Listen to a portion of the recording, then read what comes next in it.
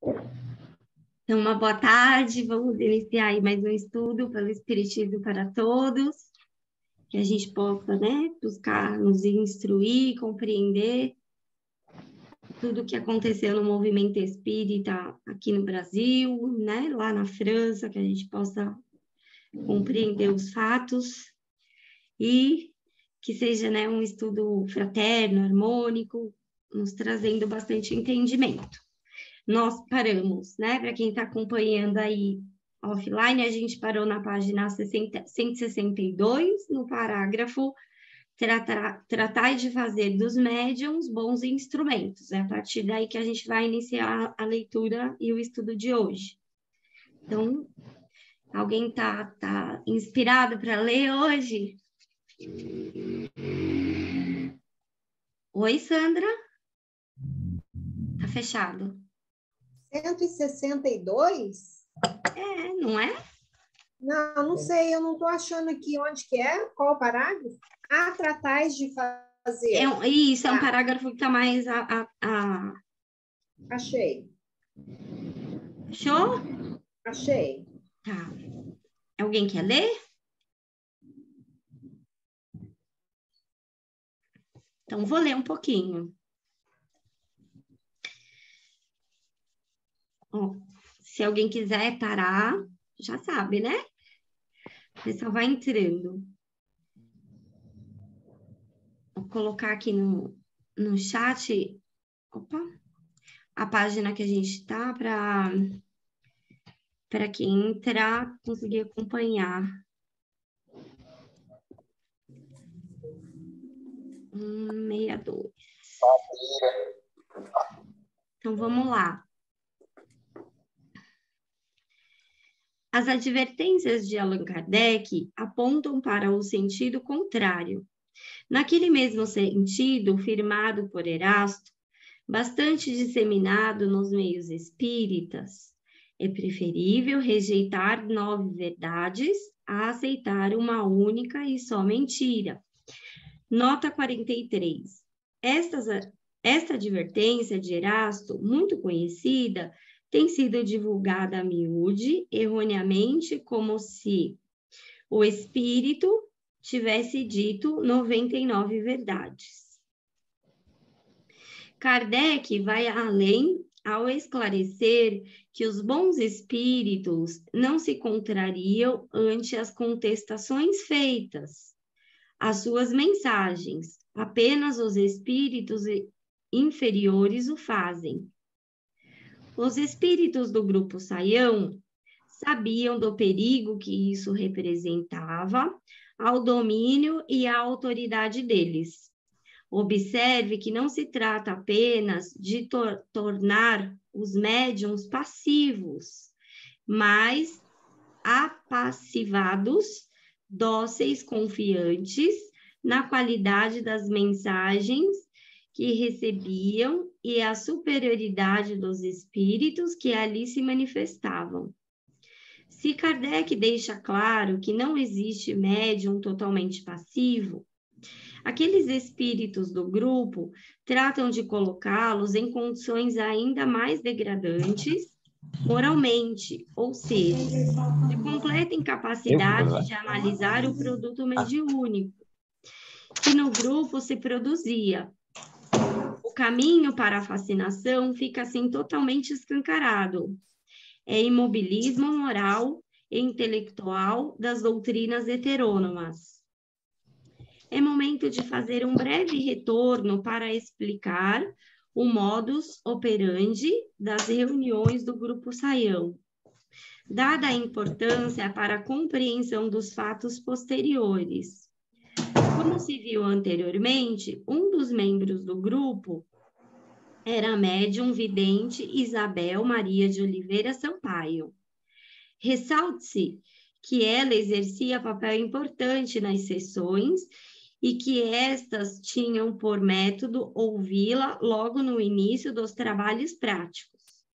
Pedia-se que relatasse o que lhe era permitido ver, e suas descrições do ambiente, da presença de tais e tais espíritos, dos graus dos médiums, constituíam uma espécie de roteiro a ser seguido.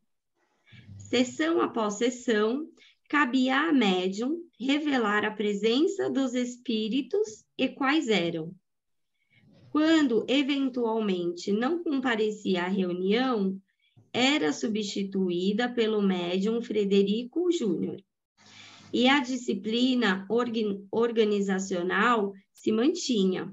Era comum a médium dizer: o anjo Ismael está no comando. Quando não era Ismael, era um outro espírito de igual envergadura, inclusive Allan Kardec. Suas revelações jamais eram colocadas em dúvida. Quando se sabe que, no Livro dos Médiuns, no item 171, a mediunidade de evidência é aquela que apresenta mais dificuldade para discernir entre a realidade e a imaginação, mas é também a que exige permanente comprovação. Quanto aos médiuns videntes, propriamente ditos, ainda são mais raros e há muito que desconfiar dos que se inculcam possuidores dessa faculdade. É prudente não se lhes dar crédito, senão diante de provas positivas. Não aludimos sequer aos que se dão a ilusão ridícula de ver os espíritos glóbulos, que descrevemos no número 108. Falamos apenas dos que dizem ver os espíritos de modo racional. É fora de dúvida que algumas pessoas podem enganar-se de boa fé, porém outras podem também simular esta faculdade por amor próprio ou por interesse. A questão não está em desconfiar da boa-fé e da sinceridade da médium em foco, mas seria de bom alvitre colocar um ponto de interrogação em dois aspectos, pelo menos. No fato de a médium apenas descrever a presença de espíritos altamente evoluídos de forma uniforme e constante. Entre parênteses, jamais a presença de um espírito de mediana condição era notada no começo das sessões, identificando aquele que estaria no comando dos trabalhos, Kardec, Ismael e etc. E o fato de o processo mediúnico dar-se sempre na mesma ordem da citação, com os médiuns se manifestando por mensagem de seus guias, ou seja, os médiuns eram orientados a transmitir, cada um deles, o pensamento e a opinião de seus guias, e a sequência dessas manifestações se dava exatamente de acordo com a descrição da médium vidente. A questão dos guias dos médiuns demandou no grupo Saião uma preocupação que chegou a dominar inúmeras sessões. Uma regra interna estabelecida que cada médium deveria saber o nome de seu guia. E Bittencourt Sampaio demonstrou mais de uma vez, de forma direta, essa preocupação, como se vê nas palavras de Saião, a página 27, no começo da sessão do dia 22 de julho de 1880, a segunda oficial. Feita a prece, lidas as comunicações recebidas na sessão anterior e postas em discussão para serem estudadas e bem compreendidas, Bittencourt sustentou a necessidade de cada médium saber quem era seu guia e pôr-se em constante comunicação com ele, para ser dirigido em seus atos e principalmente em tudo o que fosse atinente aos trabalhos espíritas. Imediatamente após a médium Isabel, em estado sonambúlico, segundo Saião, dá início a uma mensagem mediúnica, cuja autora se diz Justina, e afirma estar ali em nome de Ismael, dizendo: compreendestes perfeitamente. É assim que deveis praticar, porque só animados pela presença do vosso guia poderei frustrar o espírito perturbador ou zombeteiro que venha perturbar o vosso trabalho.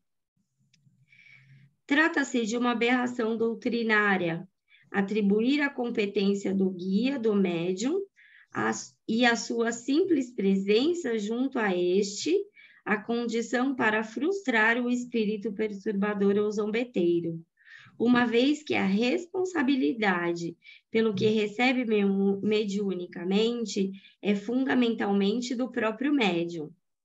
E uma das ações que frustram os maus espíritos é a análise da forma e do conteúdo de suas mensagens, que também envolve o médium e o obriga a isso. O guia pouco ou nada pode fazer quando médiums e espíritos mal intencionados se harmonizam com o objetivo de fraudar. A orientação acima só pode ser compreendida como forma de impor uma crença irracional e fazer dos médiums instrumentos dóceis aos espíritos. Forma também essa de denominação desses espíritos, de dominação desses espíritos sobre os médiuns.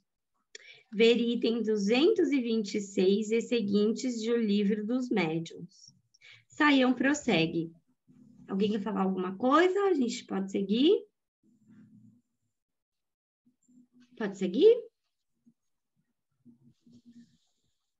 Se quiser desandar com a verdade, buscai em primeiro lugar a verdade, e só podereis obtê-la chamando aquele que está encarregado de vos guiar. Convosco mesmo pedireis ao bom Pai que vos declare o nome daquele que está incumbido de vos guiar, e imediatamente podereis vos pôr em comunicação com ele, e não só achareis quem vos traga o ensino, como estareis obrigado com sua presença de franquear em qualquer dos pontos em que a matéria costuma falir. Se sempre for o vosso primeiro pensamento, ao encetardes qualquer trabalho ou dardes qualquer passo, chamai o vosso guia. Ficai certo de que em muito pouco tereis adquirido o grau de pureza necessário para compreender, para preencher a missão que Deus nos concedeu. Grifo nosso, tá? Na nota 44. Alguém quer comentar? Porque, gente, olha o que ele está falando aqui, ó. Se quiserdes andar com a verdade, buscai em primeiro lugar a verdade. E só podereis obtê-la chamando aquele que está encarregado de vos guiar. Olha, gente, nunca é coincidência as coisas, né? Eu estava aqui quietinha antes do nosso estudo, preparando o estudo nosso de segunda-feira, né? Vou ver se eu acho aqui. E até comentei com a Miriam, eu falei, tô com as revistas espíritas todas aqui separadinhas já para preparar o estudo. Quer ver? Deixa eu pegar aqui a revista, o ano. E olha o artigo que eu abri. Vou mostrar para vocês. Aqui no meu é a página 176 da Revista Espírita. E eu quietinha, me veio a mensagem, né? A verdade. E por que me chamou a atenção? Porque de quinta-feira a gente está fazendo o estudo, né? Do espiritualismo racional, dos fatos do espírito humano. E lá, né, logo no começo, o que o Magalhães fala? Buscai a verdade por amor à verdade.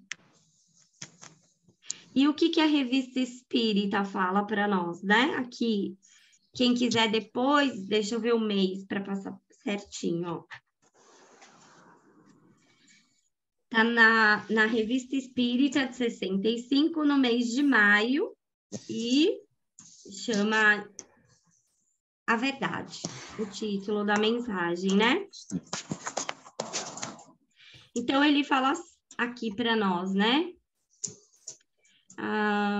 A verdade, meu amigo, é uma dessas abstrações para as quais tende o espírito humano, né? Incessantemente, sem jamais poder atingi-la. É preciso que ele tenda para ela, pois é uma das condições do progresso. Mas sua natureza imperfeita, e é só por isso que ela é imperfeita, não poderia alcançá-la. Então, a gente não consegue alcançar a plena verdade absoluta de tudo, porque nós temos limitações, né? Mas olha o que ele fala aqui, ó.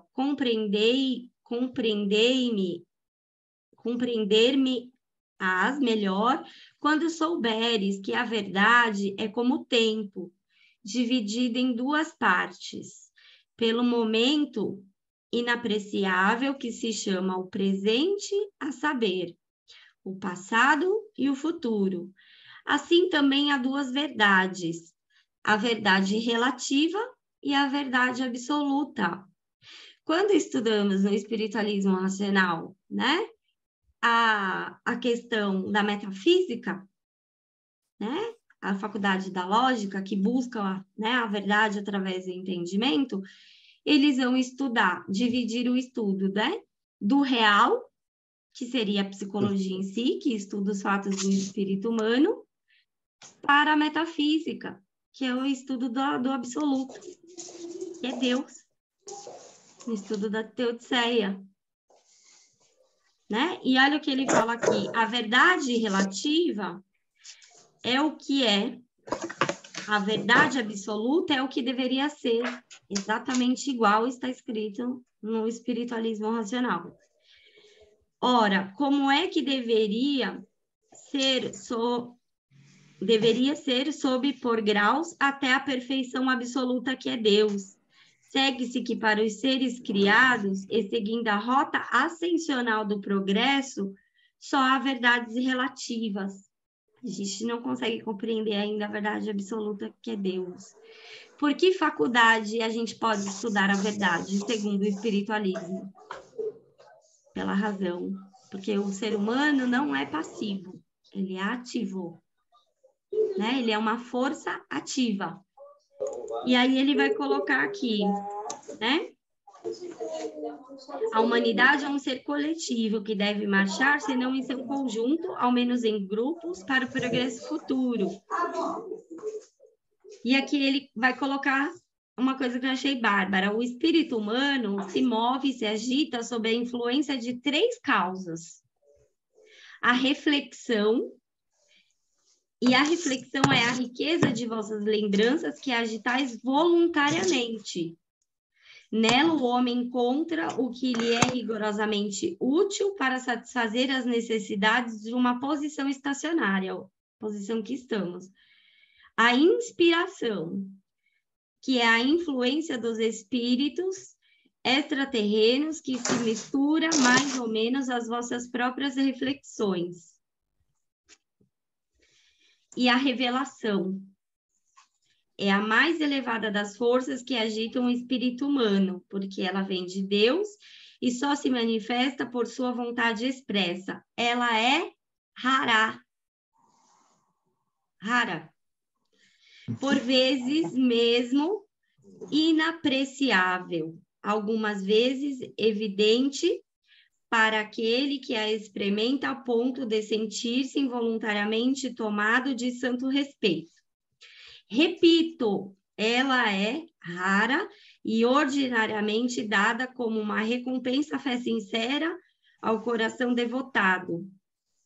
Mas não tomeis como revelação tudo quanto vos pode ser dado como tal.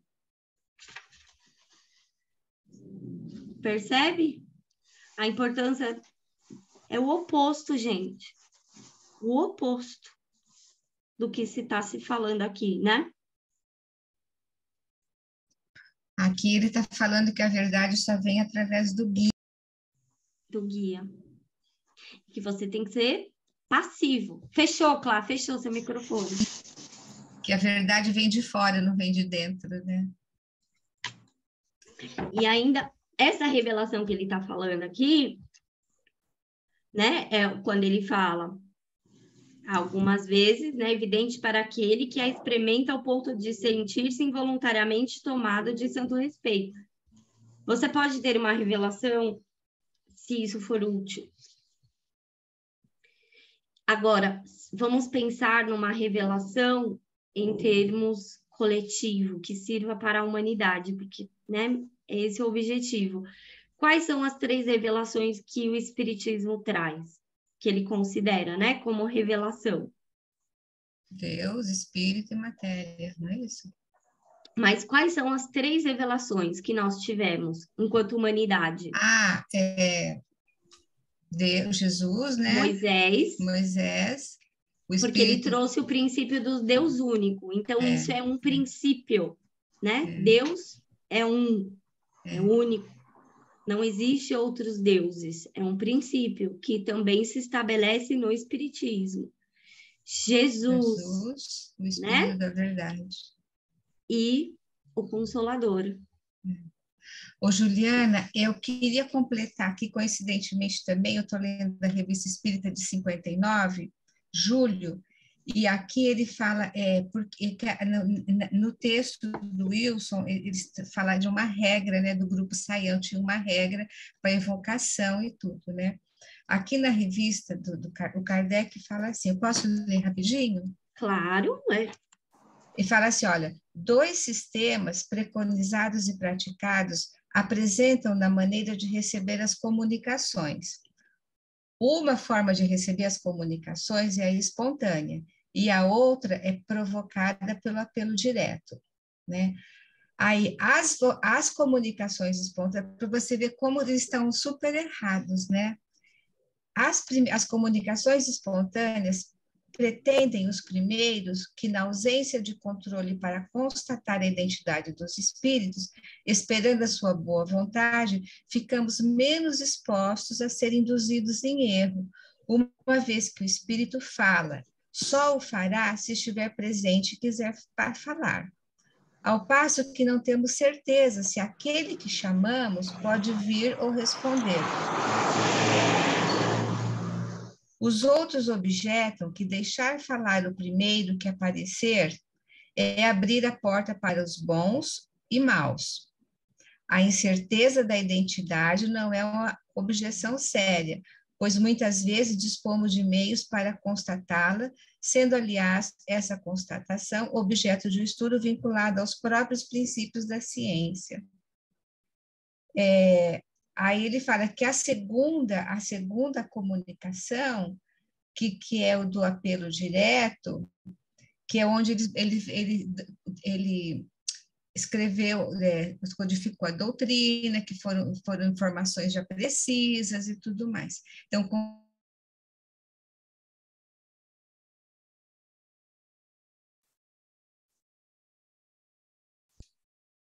Muito importante, né, Clá, esse trecho que você trouxe. Porque a gente vai desconstruindo, né, esse entendimento que está colocado aqui e a gente compreende que não é dessa forma que o Espiritismo se fundamenta, né? Tem uma coisa bonitinha. O espírito que fala espontaneamente limita-se quase sempre às generalidades, enquanto as perguntas lhe traçam um quadro mais positivo e mais instrutivo. Achei bem bacana isso. Que mês que é, Clara? É o ano de 59? Julho de 59.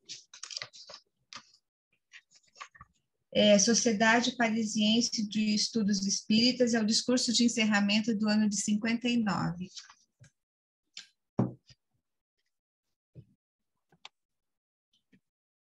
Muito bom, né? Depois eu vou ler com... É longo, nossa, maravilhoso. Eu anoto aqui post-it, anoto tudo, depois eu leio.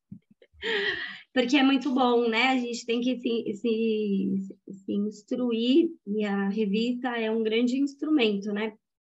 Para a gente conseguir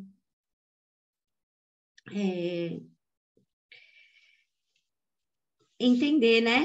A verdadeira proposta do Espiritismo. Então, era isso, gente. Era para trazer essa reflexão. Depois, quem quiser, né, olhar lá na revista, ler com calma. É um artigo muito bom. E vamos seguir. Opa! Tudo parece conduzir a uma tentativa de supervalorização da figura do guia e o enfraquecimento da razão do médium, sobre um plano de dominação que se vai produzindo subjetivamente no grupo. É a inversão total da razão espírita, uma vez que, para Kardec, é dever do médium estar em vigilância permanente em relação a 3 fatores: o conteúdo das mensagens mediúnicas, que implica a sua análise para aceitação ou rejeição, independente de quem assume sua autoria. O nome do autor mediúnico, seja qual seja, por não ser suficiente para a validação da mensagem. Finalmente, a vigilância do próprio médium em relação a si e ao processo comunicativo no qual está inserido, para que não seja vítima de espíritos enganadores. Desta forma, o guia tem papel menor na segurança da mensagem ou do processo e não deve ser visto como garantia da lisura do processo. Mas o grupo parece estar satisfeito com o que lhe é ensinado pelos espíritos que ali se apresentam, especialmente porque não se trata apenas da suposta importância do guia, mas também de algumas outras revelações que chegam embutidas no pacote, como a que afirma: ficai certo que em muito pouco tereis adquirido o grau de pureza necessário para preencherdes a missão que Deus vos concedeu. Isso também é um trecho importante, né? Em muito pouco tempo. Pode parecer excesso de zelo de nossa parte destacar essa preocupação com a missão e o grau de pureza, vendo neles aspectos dos quais se deve desconfiar. O desdobramento deste estudo, porém, demonstrará que o grupo Saião acreditava cumprir uma missão especial e, mais do que isso, se mostrava crente de que essa missão incluiria também completar a obra de Rustang. Isso mesmo, não estamos exagerando. Coincidentemente, se Rustang trabalhou com a médium Collignon, praticamente em situação de isolamento na organização de Os Quatro Evangelhos, completamente convencido de sua própria missão, o grupo Saião o copiava, mantendo-se um grupo fechado de poucos membros, todos médiums e selecionadamente reunidos, que mantinham entre si um ponto em comum: a crença total em Rustang e sua missão de completar o trabalho de Allan Kardec, né? Porque o entendimento, né? A gente vai aprofundar nisso mais para frente, ele vai trabalhar bem essa questão. Mas o entendimento, né, que o Rustang passa é que ele seria o revelador da moral, não Kardec. Que a proposta moral seria trazida por ele, e a proposta moral dele é heterônoma. Muito claramente, né, se nota isso na leitura dos 4 evangelhos. Então, ele põe aqui: Este e outros detalhes eram criticados pelos espíritas da época. Muitos deles integrantes da Sociedade Acadêmica Deus, Cristo e Caridade, como revela e combate o próprio Saião na obra em análise. A gente viu um pouquinho disso na semana passada. Quando a mensagem de Justina, pela médium Isabel, foi concluída, o ambiente estava envolvido numa atmosfera de total emoção ou comoção. E o médium Nascimento chora, soluça e diz: é o médium que tem medo de não cumprir aquilo que deseja? A sessão prossegue e Isabel, a médium vidente, consola Nascimento, dizendo que seu guia promete-lhe assistência e auxílio. E a seguir anuncia que o guia do médium Frederico já está junto dele, sem dizer quem é. E Frei José dos Mártires acha-se junto do médium Silva, aparentemente indicando que Frei é o guia do médium Silva. Diz mais a médium vidente Isabel, que o mestre aproxima-se trazendo pela mão uma formosa virgem, toda de branco, trazendo uma rosa branca na mão. Sempre que alguém do grupo diz mestre, se refere a Allan Kardec. Portanto, era ele que trazia pelas mãos uma formosa virgem.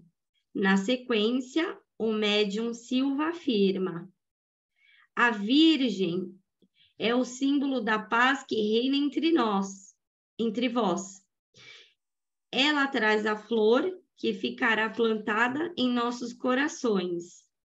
Ouvi o mestre, os espíritos, seus intermediários, estão presentes, atraídos aqui para receberem o precioso sim que ele viu brilhar em nossos corações, em vossos corações. Se Frei José dos Mártires é o guia do médium Silva, passa a mensagem, depreende-se que tenha sido o guia quem falou pela boca de Silva, mas a médium Isabel, sem nenhuma espera, dá início à transmissão de uma longa mensagem assumida por Frei José dos Mártires, o que coloca em confusão toda a questão de quem é guia de quem. Ou seja, ele é guia do Silva, fala por ela. Confusão esta não percebida pelos membros da sessão. Aquela que estaria sendo trazida pelas mãos de Kardec seria ninguém mais, ninguém menos do que Maria, a mãe de Jesus. É o que revela Frei José dos Mártires na mensagem dada por Isabel. Buscai preservar em vossas almas, sempre vicejante, essa flor mimosa que Maria vos oferece, outorgada pelo vosso mestre. Esta mesma mensagem também revela a ligação entre Frei José dos Mártires e Saião, como está dito na página 29. Frei José dos Mártires declara que é encarregado de auxiliar o irmão Saião em seus trabalhos, que há muito procurava os laços íntimos que a ele o ligavam em outras existências, que plantara em sua alma esta crença bendita, que cheio de coragem e boa vontade, consciente deu o impulso necessário à sua propaganda. Será o braço que deve bater a bigorna da descrença, que ele, como os demais companheiros que se acham sobre as ordens de Ismael, o guia, esperam a vossa decisão E embora já o tenho lido em vossos corações, contudo querem ouvir dos vossos lábios o precioso sim. Porém, livre, espontâneo e completamente voluntário. Essa questão de Maria, Muito Kardec livre, também né? trata na Gênese, né? Na questão do corpo Muito livre, fluídico. né, Jô? Hã? Muito livre. Muito o quê? Eu não entendi. Muito livre. É. Espontâneo. Hoje, uma coisa que eu notei, sabe o quê? Que nessas aparições, os espíritos que aparece Kardec, mas eles não falam que Rustang aparece lá, né? Estranho, né? Então, vamos ver mais para frente, né? É? Ah, tá.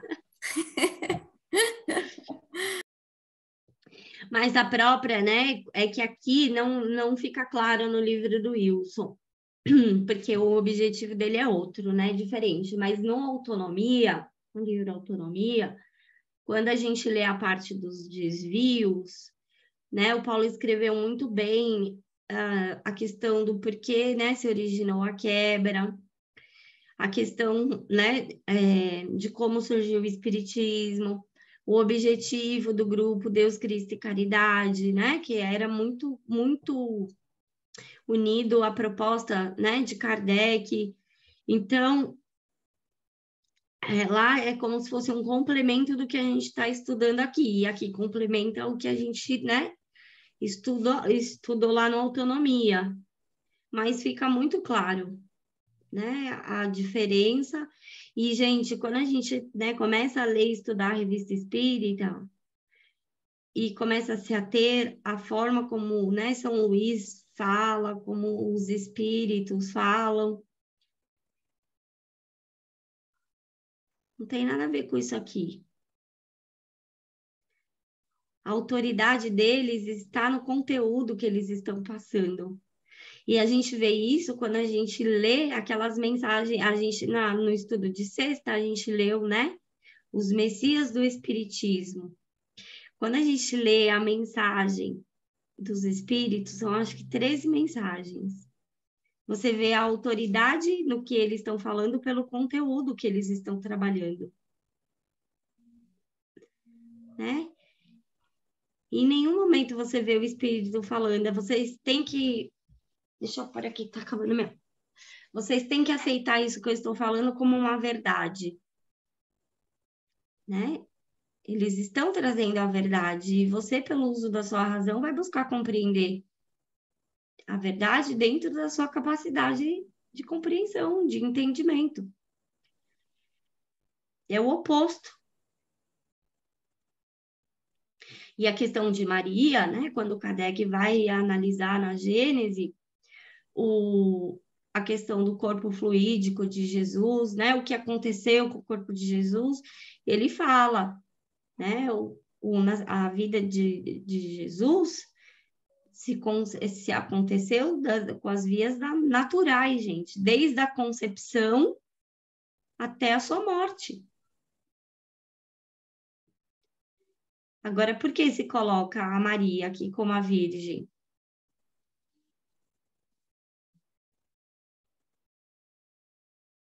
Porque Jesus era fluídico. E porque só os espíritos falidos é que podem encarnar. Então, no caso, Maria também era um espírito falido, né? Porque ela encarnou. Mas ela foi escolhida por Deus, né? Privilegiada para trazer o Filho de Deus ao mundo. Somos todos filhos de Deus. Todo homem e mulher que concebe um filho é filho de Deus. Tanto você como seus filhos. E não existe privilégio. Porque, né, Deus cria os espíritos da mesma forma. A diferença entre nós e o Cristo é que ele, né, já evoluiu. E isso fica muito claro lá nas mensagens dos Messias do Espiritismo. Não existe um Cristo, Existem milhares de espíritos como ele, com a unidade de pensamento e de vontade no bem, porque eles compreendem a lei. Né? É o oposto do que está escrito aqui. Mas vamos seguir.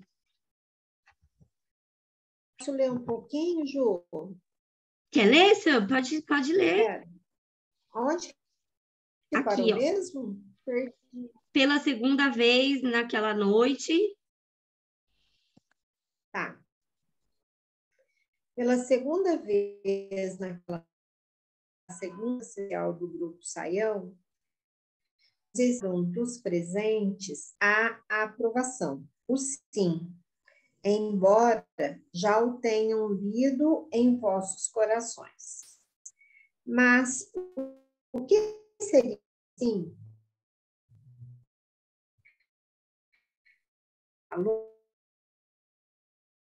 Testamos que a insistência a esse respeito é grande. Acho que é. Ô, Sam, Oi. vocês estão ouvindo ou é só eu que Tá está cortando? cortando? Sam, tá cortando. A gente não está te ouvindo. Então, computador. Posso seguir, Ju? Pode. Pode seguir, claro. Se cortar, você fala. Tá.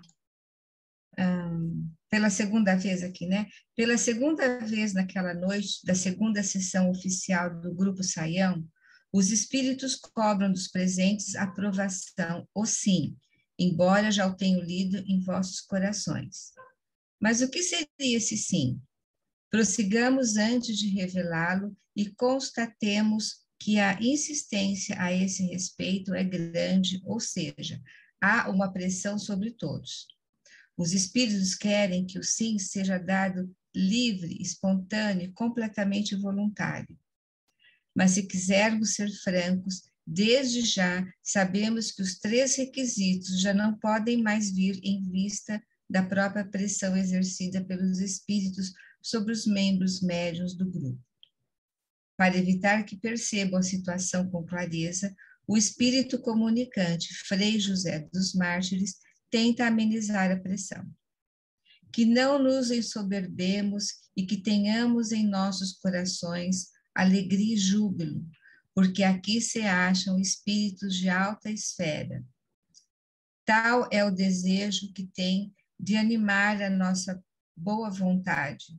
Digo bem, nossa, porque é vossa e nossa igualmente. Urias, já referido anteriormente, reaparece pelo médium Nascimento para reforçar a necessidade do sim.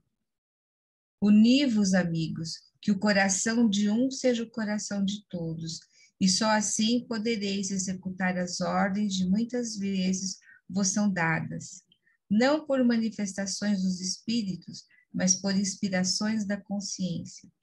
Amigos, o vosso guia presente quer ouvir-vos a todos, com o coração aberto, pronunciar com os lábios, se aceitas, o que Romualdo, em seu nome, vos pediu.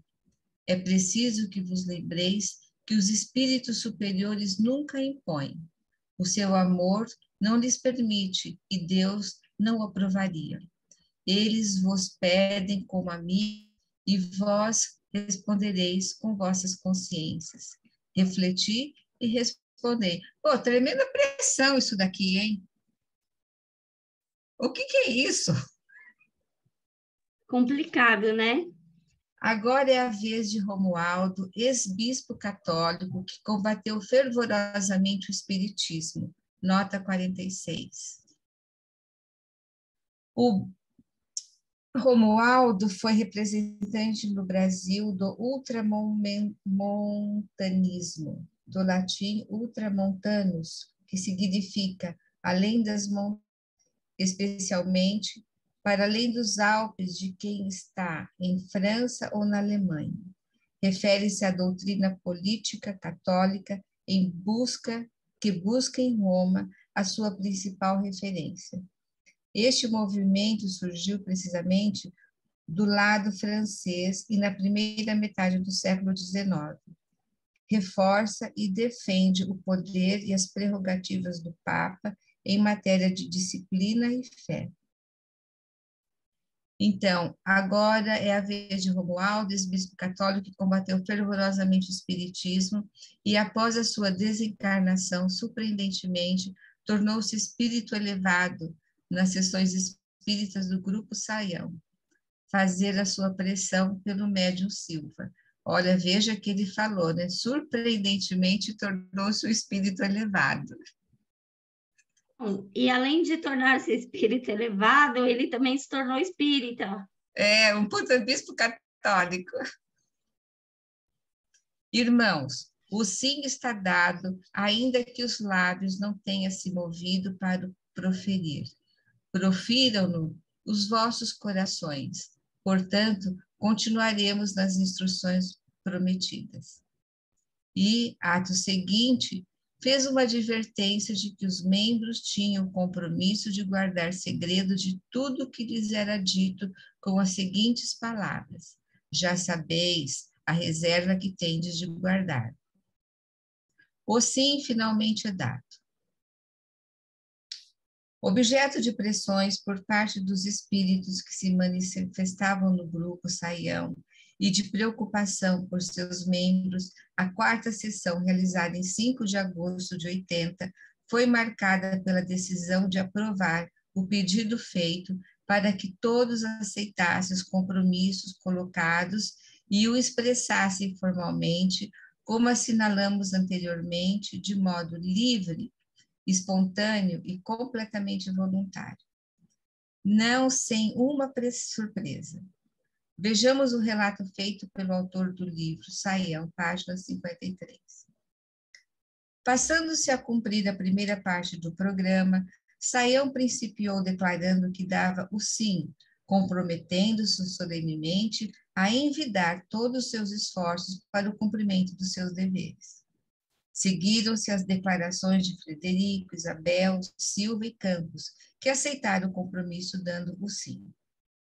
Consultado, Bittencourt disse: tenho dedicação, tenho boa vontade, mas não posso tomar uma responsabilidade que julgo superior às minhas forças e porque tenho outros compromissos. Quando muito, poderei ajudar um pouco. Não carregarei o pesado madeiro que nos foi oferecido. Serei, contudo, o cirineu nessa romagem.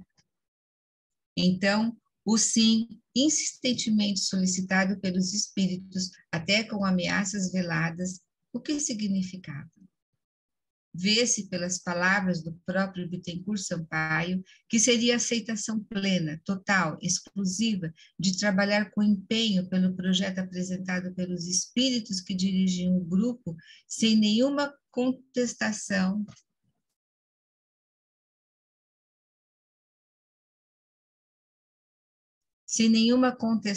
de maneira totalmente passiva por parte dos médiuns, não exercendo críticas às mensagens e às ideias nelas expressas, evitando discussões internas.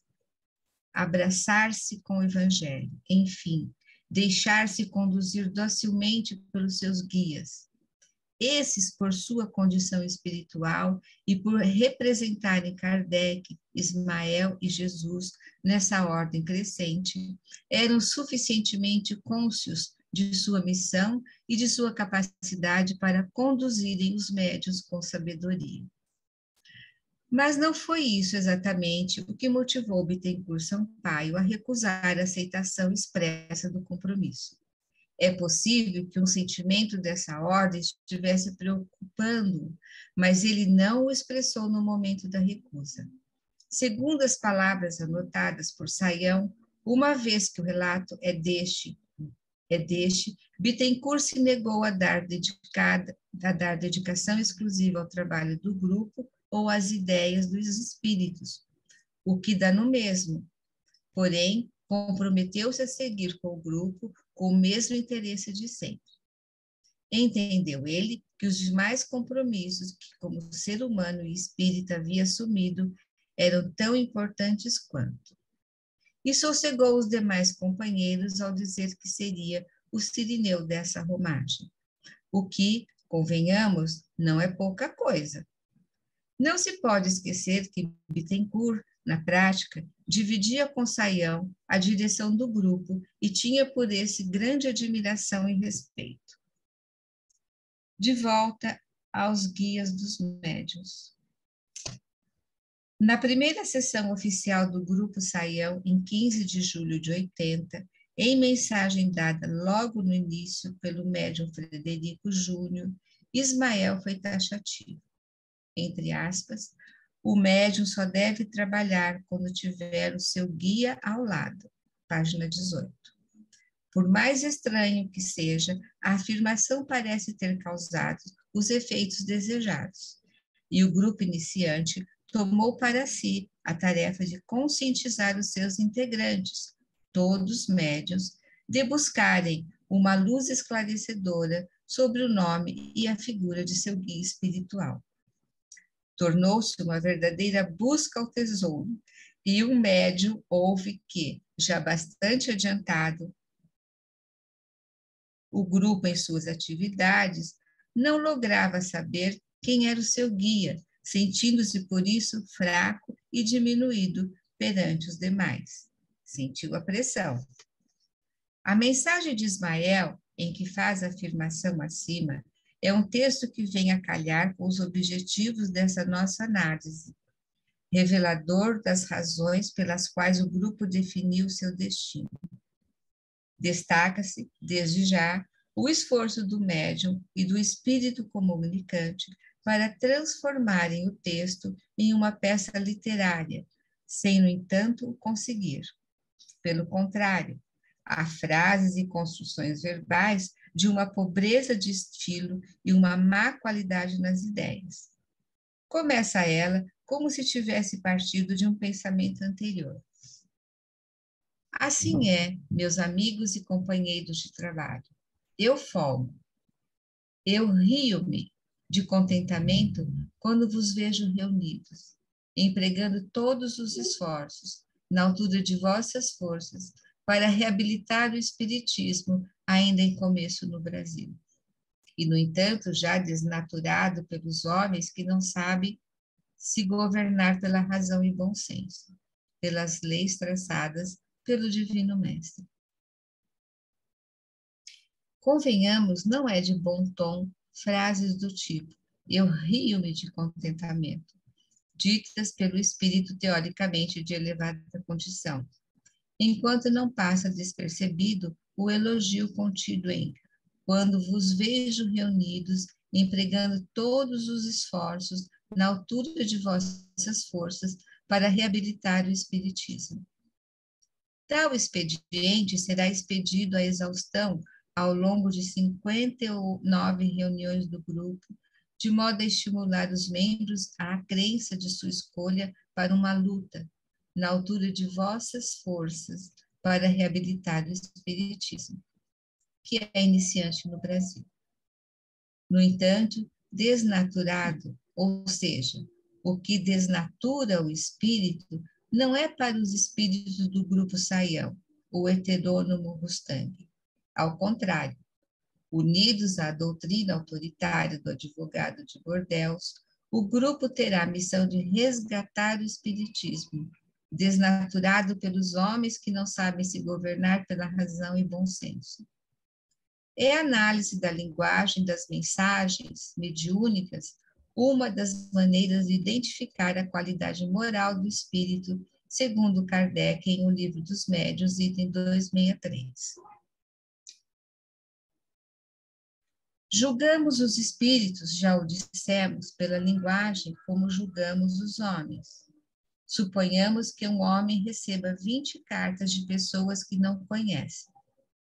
Estilo, pelas ideias, por numerosos indícios, julgará quais são as instruídas e quais as ignorantes, educadas ou sem educação, profundas, frívolas, orgulhosas, sérias, levianas, sentimentais, etc. Acontece o mesmo com os espíritos. devem considerá-los como correspondentes que nunca vimos e perguntar o que pensaríamos da cultura e do caráter de um homem que dissesse ou escrevesse aquelas coisas. Podemos tomar como regra invariável e sem exceção que a linguagem dos espíritos corresponde sempre ao seu grau de elevação. Segue? Algum comentário?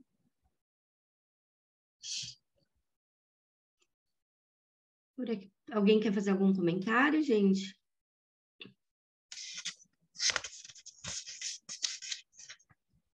Nossa, mas vou seguir então. Não, eu fiquei, né, a própria questão que a Jerusa colocou, quando a gente vê, né, a tradução dos evangelhos, os 4 evangelhos, eles insultam Allan Kardec no prefácio. O mestre, irônicos, né, com o seu método infalível, insulta os espíritas, tipo, os espíritas que nada leem e seguem cegamente aquilo que Kardec fala. Tá lá, né, na tradução. Então, a gente vê, né, claramente a tendência ao rustanguismo deles no próprio prefácio, né? Então, esse restabelecimento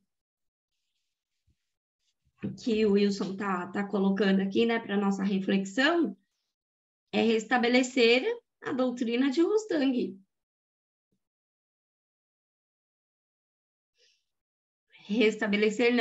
Reabilitar.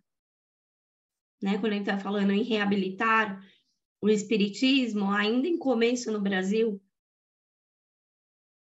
Só que quando o espiritismo começou, né, e principalmente com a Sociedade de Deus, Cristo e Caridade, com o Torteroli e os outros, a proposta estava totalmente de acordo com a proposta espírita. A gente fez isso nitidamente, né, no estudo que o Autonomia nos propicia. Acho que a Clarice caiu.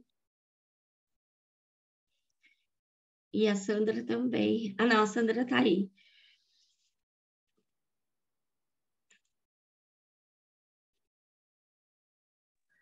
É que eu continue a leitura, Ju? Aqui tem um comentário, né? Diz o Arthur: ouvindo os textos lidos, pensei não haviam opositores, pois se usamos a razão, é claro que havia um absurdo nas falas dos espíritos, né? Mas havia oposição, né?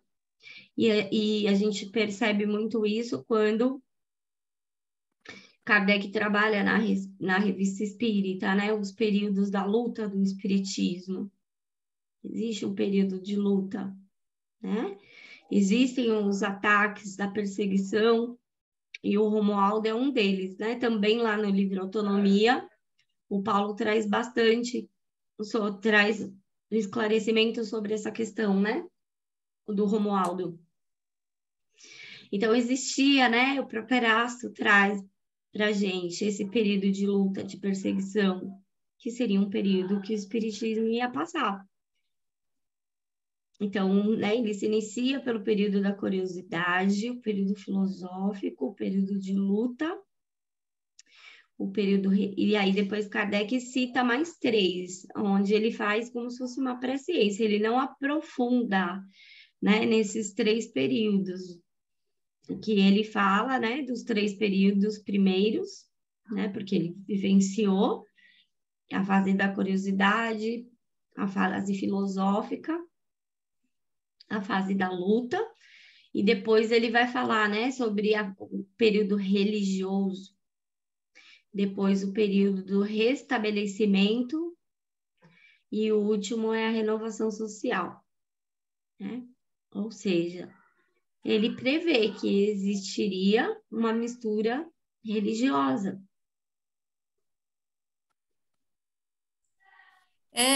Ju, então, será que a gente já está no início desse restabelecimento? Creio que sim, né? Eu espero que sim, né, gente? Que é uma busca Creio do que sim. restabelecimento da verdadeira proposta, né? De Kardec, dos Eu espíritos. sinto que sim.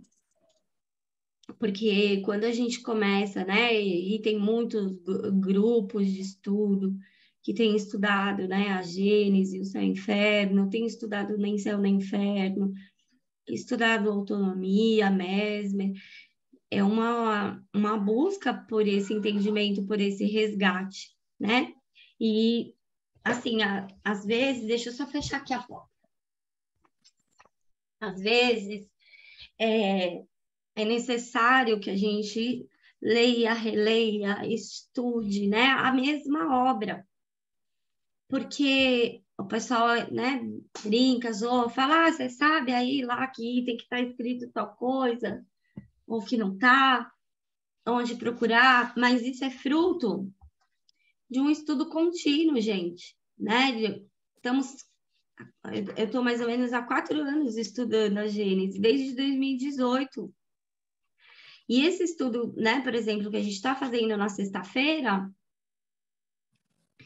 e juntamente à Revista Espírita, tá lá, né, a publicação da primeira edição da Gênese, da segunda edição da Gênese, da terceira edição da Gênese, e lá, quando ele faz, né, a divulgação, ele coloca todos os itens que estão na Gênese, inclusive o item da ciência, que quando a gente pega, né, a Gênese adulterada, não tem, o item foi inteiro retirado.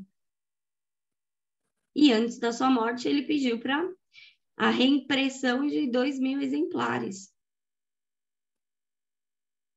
Outra coisa que acho que nos faz muita falta é o estudo, né, da própria questão psicológica, do próprio espiritualismo, né, racional, né, o estudo filosófico, tá ali, dos debates, da busca do entendimento que se tinha, né, se buscava entender, e agora eu entendo porque Kardec escreveu a Gênese, né, a origem de tudo, porque é o estudo metafísico do homem, né, é o que ele busca, o estudo ontológico, saber as causas, né, a origem de si mesmo, a origem da matéria, a origem dos seres, a origem de Deus, a origem do nosso planeta, a origem do universo, porque tudo isso que a gente estuda na Gênese é um estudo, né?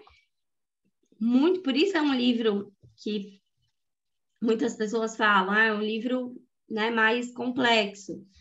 Realmente ele é, mas é um livro maravilhoso. Né? Aí, quando a gente estuda, né, a parte da psicologia, e a gente vai estudar o céu e o inferno, a gente tem uma outra compreensão dele. Uma compreensão totalmente diferente. E você vê aqui, até eu estou tentando achar lá no capítulo 8, né? No item 5, deixa eu ver se eu acho aqui.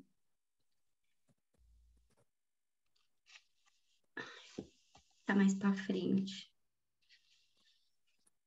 Aqui, ó, no item 5, Kardec fala assim, ó. A punição varia segundo a natureza e a gravidade da falta. A mesma falta pode, assim, dar lugar a punições diferentes, segundo as circunstâncias atenuantes ou agravantes das quais ela foi cometida. Isso aqui é a psicologia, gente. Porque quando, né, você pega lá o Janeiro, o que ele vai falar? As ações têm graus. Umas são, né, ridículas, outras são extremamente criminosas, outras são boas, outras são extremamente, né, fundamentadas já numa virtude moral. E a mesma falta cometida por 2 pessoas vai ser, né, entendida de acordo com o desenvolvimento moral, intelectual daquele espírito. Porque o que tem, né, um maior conhecimento, um maior entendimento, vai ser exigido mais dele, porque ele tem mais, né, conquistas. Por que vai ser exigido? De quem vai ser exigido? Da sua própria consciência.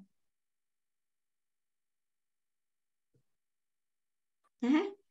Então, a gente começa a estudar, né, principalmente ali o capítulo 8, que foi muito, né, mexido, e a gente começa, usando a base psicológica, a gente começa a ter um entendimento diferente, porque é a psicologia filosófica que Kardec usa para a gente compreender, né, o céu e o inferno, a Gênese, e o Livro dos Espíritos. Não é isso? Aí a gente vai, né, conseguindo compreender melhor, se esclarecer melhor, passo a passo, item a item. E eu espero que a gente, né, consiga trazer esse período de estabelecimento, de restabelecimento da verdadeira doutrina, né? E não essas adulterações, essas modificações que a gente tem visto na proposta, né? Que, como chegou até muitos centros.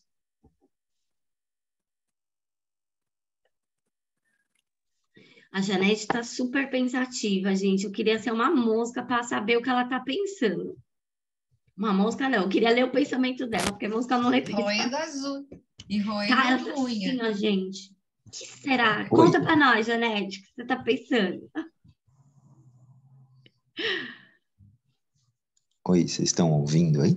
Estou ouvindo, Arthur. Então tá legal. Eu anotei aí que, por serem pessoas diferentes, né? Então a punição é diferente, porque pode ser o mesmo ato, não é? Mas a interpretação de cada um é isso que vem trazer uma punição diferente, não é isso?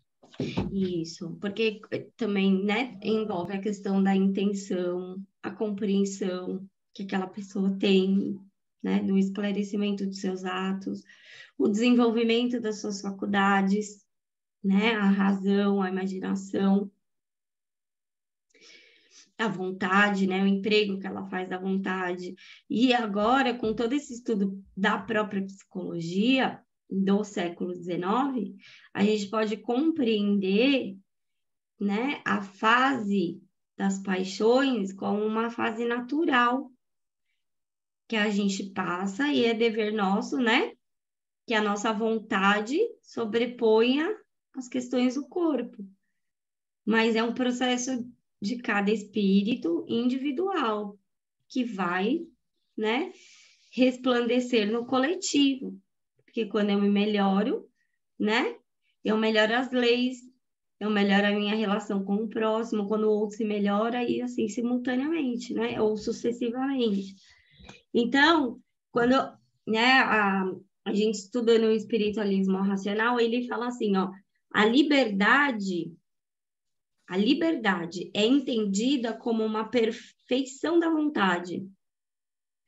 Lembra que eu li lá no artigo da verdade, o absoluto? Dentro do estudo metafísico, o estudo, né, da faculdade da vontade é o bem. E o final dela, o absoluto dela, é uma vontade infalível. É uma vontade que não existe, que é o que ele fala aqui, né? A liberdade é entendida como uma perfeição da vontade, segundo a qual o ser humano não pode ser determinado pelas circunstâncias externas ou internas que se lhe apresentam. Não existe nada fora de mim que tire o meu equilíbrio, porque eu já conquistei virtudes, e eu sou livre.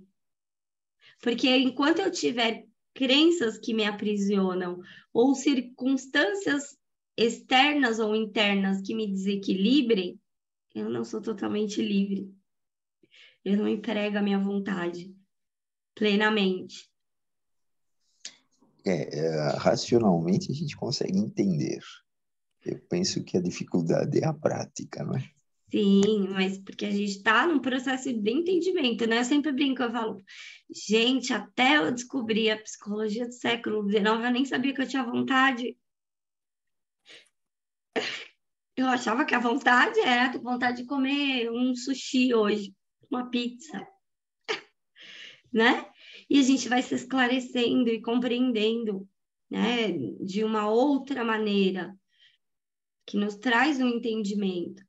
E aí, na nossa prática, a gente vai buscar, né, colocar esse entendimento em prática,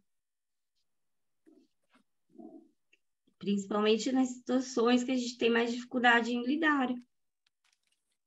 Mas é todo um processo de esclarecimento que a gente passa, de entendimento. E o Espiritismo traz essa base de estudo, de entendimento, que nos ajuda a nos esclarecer, né? O Espiritismo original, né? A verdadeira proposta moral que ele traz, que é da autonomia. É interessante isso, né? São fases, né, que nós vamos passando, mas aí a gente para pensar quanto tempo existe o humano, existe o ser humano, e nós estamos nesse patamar hoje. Sabemos lá quanto tempo temos e quanto tempo estamos levando para chegar até aqui. É tudo bastante complexo, né?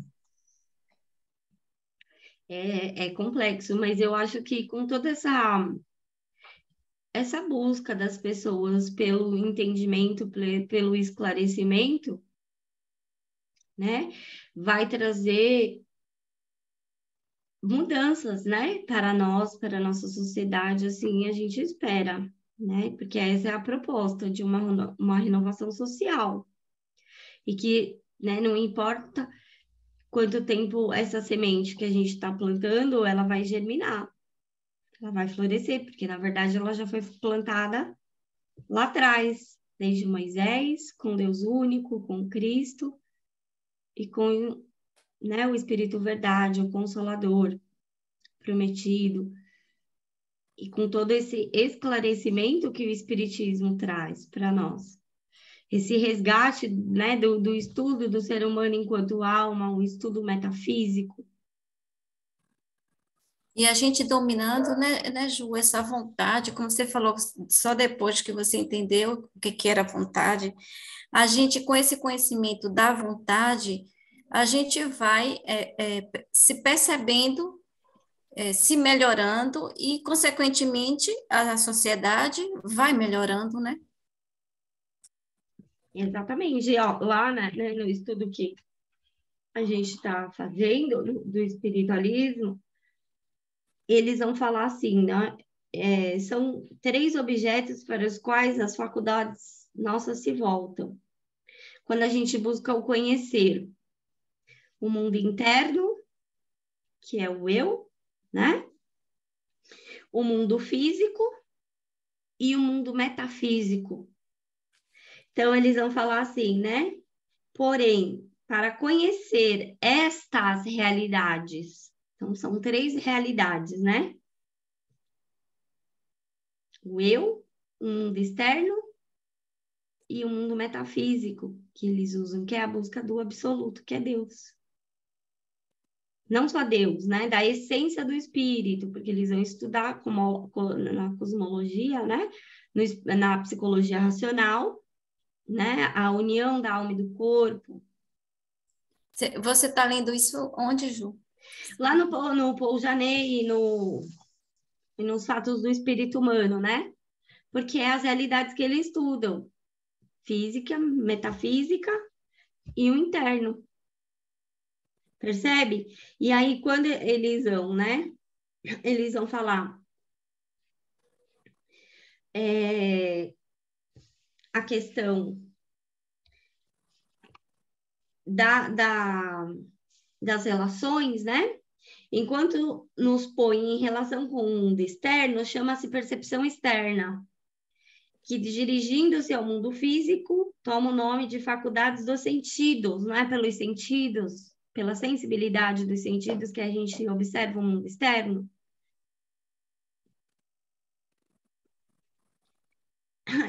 A inteligência nos dá o conhecimento do eu e suas afeições ou do mundo interno. Chama-se consciência. Mundo interno, consciência. Enquanto nos põe em relação com outra, com o mundo externo, ou que se acha fora de mim, seria a percepção externa, né?